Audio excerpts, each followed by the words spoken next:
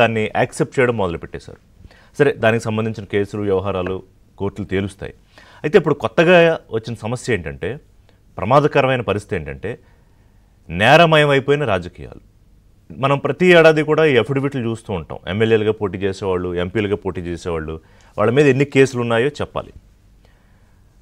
బహిరంగంగా కూడా పబ్లిక్గా అవైలబుల్ ఉంటాయి వెబ్సైట్స్లో కూడా మనకి. అలా జగన్మోహన్ రెడ్డి గారి మీద 29 కేసులు ఉన్నాయి తాజాగా గత ఎన్నికల్లో ఆయన ఇచ్చిన అఫిడవిట్లో. సరే, ఈ సందర్భం ఎందుకు వచ్చింది, అసలు కేసుల వ్యవహారం ఏంటంటే, నిన్న ఆంధ్రప్రదేశ్ క్యాబినెట్ భేటీ జరిగింది. అందులో కొంతమంది బ్రహ్మాండంగా చేశారు, ఏడాది పాటు ఇంకా బాగా పనిచేయండి అని ముఖ్యమంత్రి మంత్రులకు చెప్పడం, మంత్రులు కూడా ఆయనకు తిరిగి అభినందనలు చెప్పడం, మీరు కూడా ప్రభుత్వంలో రావడంలో కీలక పాత్ర పోషించడం, ఏడాది పాటు మీరు పవన్ కళ్యాణ్ గారు అంతా బీజేపీ కలిసి బాగా చేసుకుంటున్నామండి మనం అంతా చెప్పుకోవడం బాగానే ఉంది, పరస్పర అభినందనలు అవన్నీ బాగానే ఉంటాయి.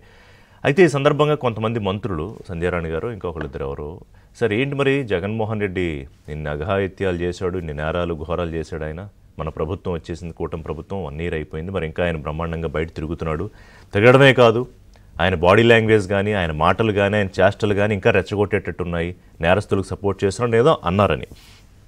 అయితే అప్పుడు చంద్రబాబు నాయుడు గారు చెప్పింది ఏంటంటే, రాజకీయ కక్ష సాధింపు మన విధానం కాదు, గత ప్రభుత్వ అక్రమాలపై నిష్పక్షపాతంగా విచారణ జరుగుతోంది, నేరం రుజువయ్యాక ఎవరిని ఉపేక్షించేది ఏం లేదు, శిక్షలు పడతాయి. అంటే గతంలో ఒక సినిమా పేరు, బహుశా సబ్జెక్టు కరెక్షన్, నేరము శిక్ష అని ఒక సినిమా ఉన్నట్టుంది.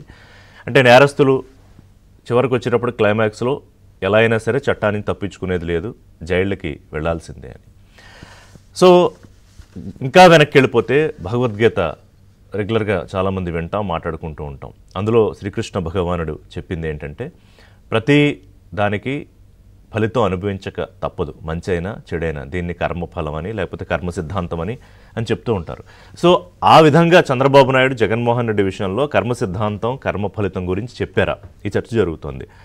ఒకసారి కొంచెం వెనక్కి వెళ్తే 5 ఏళ్ళు 2019 నుంచి 24 వరకు జగన్మోహన్ రెడ్డి ముఖ్యమంత్రిగా ఉన్నప్పుడు, సరే చంద్రబాబు నాయుడు ఆయన ఎలా అయినా జైల్లో పెట్టాలనుకున్నాడు, అదేమి పెద్దగా ఎస్టాబ్లిష్ అవ్వని కేసులో మొత్తం మీద ఆయన ఏదో జైలుకి పంపించాడు అనుకోండి, 50 రోజులు 55 రోజులు ఆయన జైల్లో ఉన్నాడు.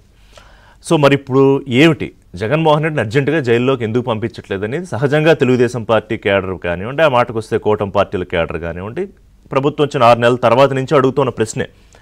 అంటే క్లియర్గా అన్నీ ఉన్నాయి కదా ఎవిడెన్సెస్, అంటే అన్నీ ఏం క్లియర్గా ఉండవు, ఏం తీసుకొచ్చి తెరిచిపెట్టినట్టు పుస్తకాల్లో ఏమి ఉండవు. సపోజ్ లిక్కర్ స్కామ్ ఉంది, దాంట్లో ఒక విచారణ జరుగుతోంది, సిట్ వేశారు, దాదాపుగా అది ఒక కొలిక్కి వచ్చింది, ఒక క్లైమాక్స్కి వచ్చింది. ఈ అందరూ కూడా చేతిలో వేళ్ళు అన్నీ ఆయన వైపు చూపిస్తున్నారు, అదిగో ఆయన చేయమంటేనే చేసాం, మాకేం సంబంధం లేదని. సంబంధం లేకుండా ఉండదు కానీ అక్కడి నుంచి ఇన్స్ట్రక్షన్స్ వచ్చాయని చెప్పడం. తర్వాత ఏదో శాండ్ మాఫియా అని, ల్యాండ్ మాఫియా అని, ఇంకోటి ఏదో ఒక్కొక్కటి వరుసగా జరుగుతాయి విచారణలు. కానీ అంతకుముందున్న కేసులు ఉన్నాయి జగన్మోహన్ రెడ్డి మీద. సిబిఐ 11 ఛార్జ్ షీట్లు ఉన్నాయి, 9 ఈడీ కేసులు ఉన్నాయి, దాదాపు అవి అన్నీ కలుపుకుంది 29 కేసులు ఇందాక నేను చెప్పినట్టు.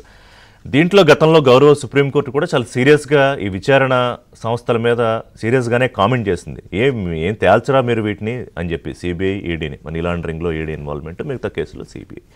సో ఇవి ఒక ఎత్తు అయితే, గత 5 ఏళ్ల అరాచక పాలన ఏదైతే వాళ్ళు తెలుగుదేశం పార్టీతో పాటు కూటమి పార్టీలు చెప్తున్నాయో, విధ్వంసకర అరాచక పాలన విషయంలో మన పార్టీ ఆఫీసుల మీద దాడులు చేసి, మన నాయకుల్ని కిడ్నాపులు చేసి, వాళ్ళని బెదిరించి, భూములు కబ్జాలు చేసి, అంటే ఒకటి కాదు, ఆ లిస్టు రాసుకుంటూ వెళ్తే 10-15 ఉంటాయి ఈ అరాచక కార్యక్రమాల లిస్టు. మరి దీని సంగతి ఏంటని వాళ్ళు అడగడం సహజమే. అయితే చంద్రబాబు నాయుడు గత 2 రోజుల క్రితం ఈ నేరమయ రాజకీయాల గురించి మాట్లాడుతూ, నాది డేగ కన్ను, చూస్తూ ఊరుకోను, తాట తీస్తాను, అందరినీ అబ్జర్వ్ చేస్తున్నానని చెప్పారు. సరిగ్గా 2 రోజుల తర్వాత ఏమో నో మనమేం కక్షపూరిత రాజకీయాలు చేస్తామా, నన్ను జైల్లో పెట్టాడని నేను అరెస్ట్ చేసి ఇప్పుడు అర్జెంటుగా జైలుకి పంపిస్తానా జగన్మోహన్ రెడ్డిని, ఆ కేసులో వ్యవహారం అంతా తేలిన తర్వాత చట్ట ప్రకారం జరిగేది జరుగుతుంది అని. యాక్చువల్గా అది కరెక్ట్ ఆయన చెప్పిందే, ఎందుకంటే ఈ ఆయన వచ్చేసి వెంటనే ప్రజావేదిక కూల్ చేసి ఇదిగో నేను ఇలాంటి రాజకీయాలు చేస్తానని చెప్పినట్టు చంద్రబాబు నాయుడు రాజకీయం చేసే పద్ధతి అది కాదు, ఆయన స్టైల్ అది కాదు.